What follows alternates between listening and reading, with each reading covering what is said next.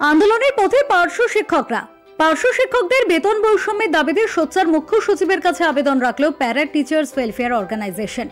রাজ্যের স্কুল ব্যবস্থা সচল রাখতে হবে, তার জন্য পার্শ্ব শিক্ষকদের বেতন বৃদ্ধির সহ অন্যান্য দাবি পূরণের আবেদন জানালো প্যারা টিচার্স ওয়েলফেয়ার অর্গানাইজেশন। বৃহস্পতিবার কলকাতা প্রেস ক্লাবে রাজ্যের পার্শ্ব শিক্ষকগণ দীর্ঘ বছরের বেতন বৈষম্যের শিকার হয়ে আন্দোলনের রাস্তায় হাঁটতে চলেছেন। পুরো বিষয়টা মুখ্য সচিবকে জানালেও তার কোনো প্রতিক্রিয়া পাননি তারা। সম্প্রতি এসএসসি সংক্রান্ত রায়ের পর অন্য এক পার্শ্ব শিক্ষক সংগঠনের ডাকে কিছু শিক্ষক স্কুল বয়কট করেন। পার্শ্ব শিক্ষক সংগঠন এই এপ্রিল মাসে ডেপুটেশন সহ বৃহত্তর আন্দোলনের পথে নামতে চলেছে বলে ঘোষণা করেছে।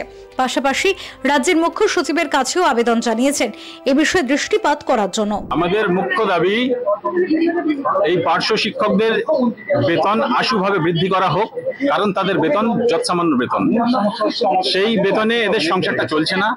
তাই এই দাবির সাথে সাথে আরো একটা দাবি ছিল, কিছু পার্শ্ব শিক্ষক সংগঠন বর্তমানে কিছু ধরনের কার্যক্রম নিতে চলেছে, যেই সরকারের এই সংকটতম পরিস্থিতিতে, যেখানে স্কুল ব্যবস্থা খুব সংকটের মধ্যে, সেখানে তারা স্কুল অচল করে দেওয়ার স্বার্থে বিভিন্ন ধরনের পদক্ষেপ নিয়েছে এবং ধর্মঘট ডেকেছে যাতে শিক্ষকরা স্কুলে না যান।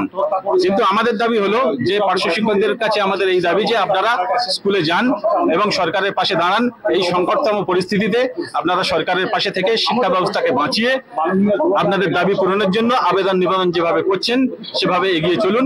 এবং আপনাদের একটা আবেদন নিবেদন সম্বন্ধিত দরখাস্ত আমরা বিগত 20-3 তারিখে যেহেতু মুখ্য সচিব পশ্চিমবঙ্গ সরকারকে দিতে পেরেছি এবং তার পরিপ্রেক্ষিতেই সম্ভবত মুখ্যমন্ত্রীর নির্দেশে একটি কমিটি গঠন হয়েছে, যে কমিটির তত্ত্বাবধান করছেন মুখ্য সচিব doctor Manoj Pant.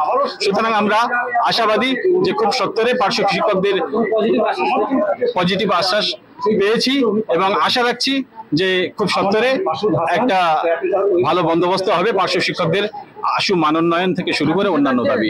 Bureau report, channel 10।